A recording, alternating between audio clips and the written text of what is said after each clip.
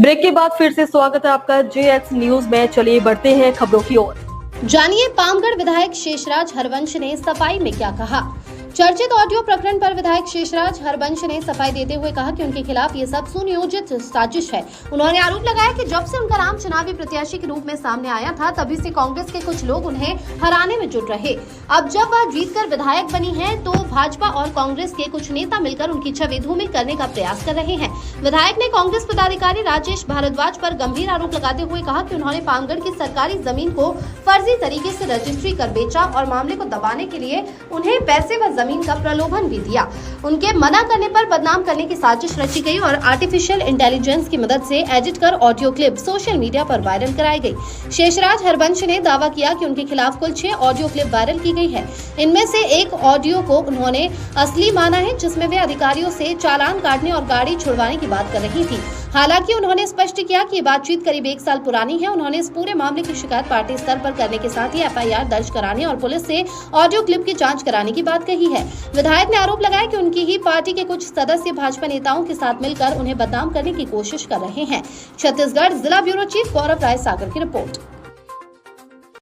AI से उसको निर्मित किया गया है, वो मेरी वॉइस भी नहीं है और मैंने इस तरह का कभी किसी से कोई बात नहीं किया है। जिसमें कलेक्टर और SDM के साथ साथ एक राजभवन की भी बात हो रहा है, वो किस वजह से हो रहा है, क्या वजह था इस पैसे के लेन देन की, क्या बात है? जो बात मैंने किया ही नहीं है उसके बारे में मैं क्या आप लोग को बोलूँ। मैं पहले ही बोली कि वो AI द्वारा निर्मित ऑडियो है और जिस मीडिया ने उसको वायरल किया है उसने वहाँ पर लिखा भी है कि CG बॉक्स इस ऑडियो को पुष्टि नहीं करता है।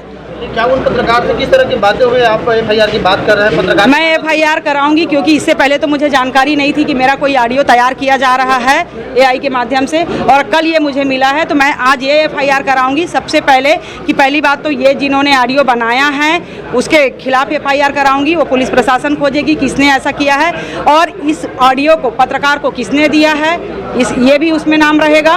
और दूसरी चीज़ें, मेरी बात जो हुई है, जिसको मैंने स्वीकारा है कि मेरी बात कब हुई है, मैं उसके बारे में भी, जिस इंसान से मेरी बात हुई है उसने एक जनप्रतिनिधि का बिना उसके परमिशन के उसके ऑडियो को रिकॉर्ड किया है, वायरल किया है, उसके नाम से भी FIR नामजद कराऊंगी। पत्रकार बात कर रहे हैं और कौन-कौन लोग शामिल है इस साजिश में? मैं पत्रकार देवेश तिवारी के खिलाफ FIR की बात नहीं कही हूँ। पत्रकार देवेश तिवारी को लोगों ने दिया है उसको न्यूज बना के वायरल करने के लिए।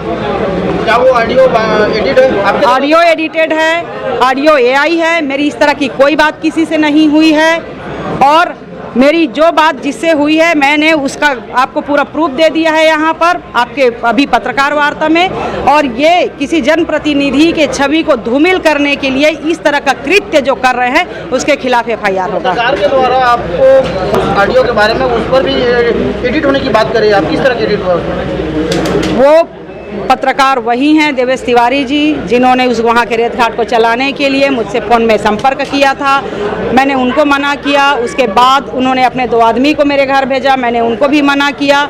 इसलिए कहीं ना कहीं इस बात को उन्होंने वहाँ से तो हटा दिया है, क्योंकि जिस बात की आप बात कर रहे हैं उस रेत घाट के बारे में तो आप भी संपर्क किए थे मेरे से। जब मैंने आपकी बात नहीं मानी तो मैं इन लोग की बात कैसे मानी होंगी जिसको आप वायरल कर रहे हैं, ये बात हुई थी। पामगढ़ विधानसभा में जितने भी घाट चल रहे हैं सारे अवैध हैं और इसमें बड़े बड़े लोग हैं और ये लोग पहले से करते आ रहे थे। अब इनको परेशानी हो गई है, हर गलत काम जो हो रहा है विधायक उसके जांच की मांग कर रही है, विभाग से चिट्ठी लिख के जानकारी मांग रही है, RTI लगा के जानकारी मांग रही है, इसलिए सब लोग इस तरह की साजिश रच रहे हैं। कुछ लोग शामिल है राजेश भारद्वाज जो सरकारी जमीन को खरीद फरोख्त कर रहा है, नाम में अपने चढ़ा के वो लोगों को बेच रहा है। उसमें एक राजू टंडन है, उसमें एक जायसवाल है चंडीपारा से, उसमें एक राजेश लहरे है, उसमें संजू रत्नाकर हैं, सब हैं। उस पार्टी के भी नेता शामिल है? राजेश भारद्वाज कांग्रेस पार्टी का ही नेता है, अपने आप को युवा नेता, वो अपने आप को युवा नेता कहता है। जिला पंचायत सदस्य के पति का नाम मैंने उसमें नहीं लिया है, मैंने इसलिए लिया है कि सोशल मीडिया में जो वो लोग लिखते हैं उसके बारे में लिया है।